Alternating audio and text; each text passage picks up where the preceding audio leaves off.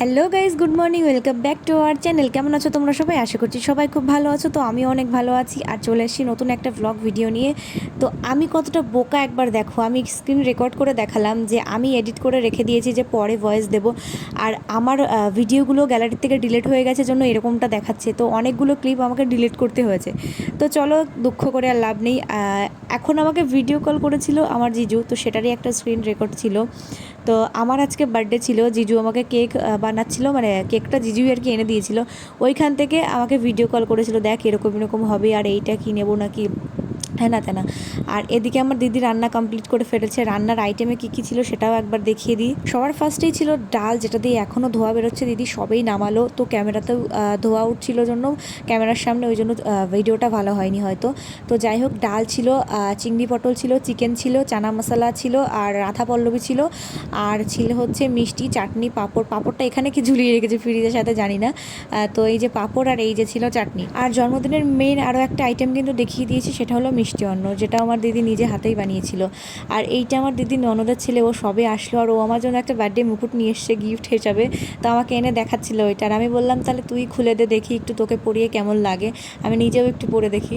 তো এই যে ফাইনালি ওকে এরকম লাগছিল। যাই হোক, ও খুব খুশি হয়েছে। আর এই যে জিজু সবে আসলো, জিজু আমার বার্থডে কেকটা নিয়ে এসেছে। চলো কেকটা একবার দেখিয়ে দিই। কেকটা এনেছে, তো দিদিকে দিয়ে ফ্রিজে রাখালাম। আর কেকটা দেখতেই পাচ্ছ কতটা সুন্দর হয়েছে, এটা আমিই আসলে পছন্দ করেছিলাম। আর যাই হোক, ঘরে এসে তারপরে পোস্টপাস দিচ্ছিলাম, একটু পোস্টপাস দিতে দিয়ে দেখি বান্ধবীরা চলে এসছে আমার। তারপরে ওরা আসলো, ওরা আসার সময় কিন্তু আমার জন্য একটা গিফটও নিয়েছিল, যেটা বলছিল ওরা যে তোর ব্লগে শুটে নেই, সেটা নিয়েই ক্যামেরার সামনে একটু ঢং করছিলাম। আর ওরা যে গিফটটা নিয়ে এসছে না, গিফটটা প্যাক করেছে, তার উপরে দুটো চকলেট দেখতে পাচ্ছ তোমরা, তার উপরে কিন্তু একটা ফুল রয়েছে, একটা গোলাপ ফুল রয়েছে। সেটা কিন্তু ওর বাড়ির গোলাপ ফুল, মানে বাড়ির গাছের গোলাপ ফুল ছিল ওটা।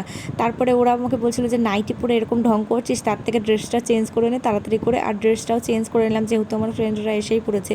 তো এখনও অনেক রিলেটিভরা আসা বাকি ছিল, অনেক ফ্রেন্ডরা আসা বাকি ছিল।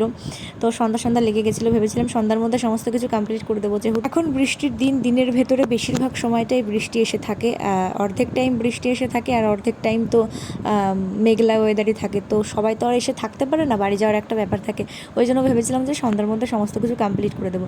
তো তারপরে আসলো সেই পর্বটা, আমাকে তো সব কিছু থালা ফালা সাজিয়ে বসিয়ে দিয়েছে কেক কাটার জন্য একটা সুন্দর ডেকোরেশন করে।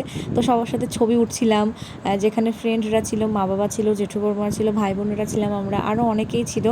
তো সবার সাথে ছবি উঠেছি খুব সুন্দর করে, সেটা শেষের দিকে হয়তো দেখাবো।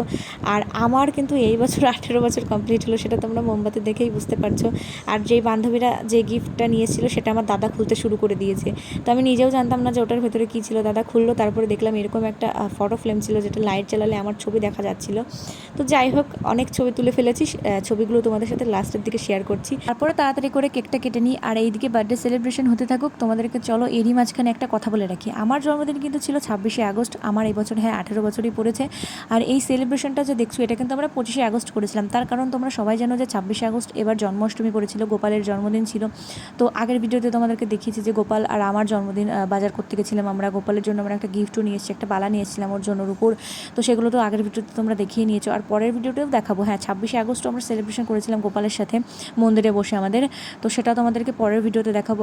আর 26শে আগস্ট সেলিব্রেশন না করার কারণ হলো, সেদিন তো গোপাল পুজো ছিল, সেদিন আমাদের বাড়িতে আরও লোকজনের নিমন্ত্রণ ছিল, আর সেদিন তো নিরামিষ আইটেম হয়। জন্মদিনের দিন এসে তো মানুষ নিরামিষ আইটেম খেয়ে যায় না এখনকার দিনে। তো ওই জন্য আমরা আগের দিন সেলিব্রেশন করে ফেলি। আর কেকটাও তো আগের দিন আমরা আমিষ কেকই এনেছিলাম। তো পরের দিন গোপালের সাথে যে কেকটা কেটেছিলাম সেটা হ্যাঁ নিরামিষই ছিল। আর আমাকে যেগুলো খেতে দিয়েছিল সেগুলো নিয়ে দেখো আমি খেতেও বসে পড়েছি, আমার সাথে আমার বান্ধবীরাও বসে পড়েছিল। তো পরের দিনের ভিডিওটা দেখতে গেলে কিন্তু অবশ্যই চ্যানেলটিকে সাবস্ক্রাইব করতে হবে, আমি গোপালের সাথে কেক কেটেছি সেটার জন্য, দেখার জন্য। তো এদিকে খাওয়া দাওয়া চলছে, খাওয়া দাওয়া কমপ্লিট করার পরে, এটা ফার্স্ট বইটেক ছিল, পরে আরও বইটেক ছিল, যেগুলো শ্যুট আমি আর নিইনি, অনেক রাত হয়ে গেছে। আমার তো পুরো শ্বাসটাকে রিমুভ করতে ইচ্ছা করছিল না, কিন্তু করতে হবে, কারণ অনেক রাত হয়েছে, ঘুমাতেও তো হবে এরপরে। যাই হোক, আমি তাড়াতাড়ি করে ফ্রেশ হয়ে নিই। আর অর্ধেক লিপস্টিক ফিপস্টিক তো মেকআপ আমার অর্ধেক উঠেই গেছে। যাই হোক, তারপরে এই যে দিদি ননদের ছেলে, আমার কোলে আরও একটা আছে, দিদি ননদের দুটো ছেলে, তো ওদেরকে নিয়ে আমি একটু রাস্তায় এসেছি। একটা কুকুরকে দেখে ওরা ভীষণ আনন্দ পাচ্ছিল করছিল, ওই জন্য ওদেরকে নিয়ে রাস্তায় এসেছি। আর পরের বইটিক বসেছে, সেই বইটিকে ওর মাও খেতে বসেছে, ওই জন্য কান্না করছিল, মাকে ছাড়া থাকবে না। ওই জন্য ওদের দুজনকে নিয়ে আমি একটু রাস্তার দিকে আসলাম। কুকুরের সাথে ওরাও ঘেউ ঘেউ করা শুরু করে দিয়েছে, কী আর করা যাবে। দেখো কতটা খুশি হয়েছে ওরা, ভীষণ আনন্দ।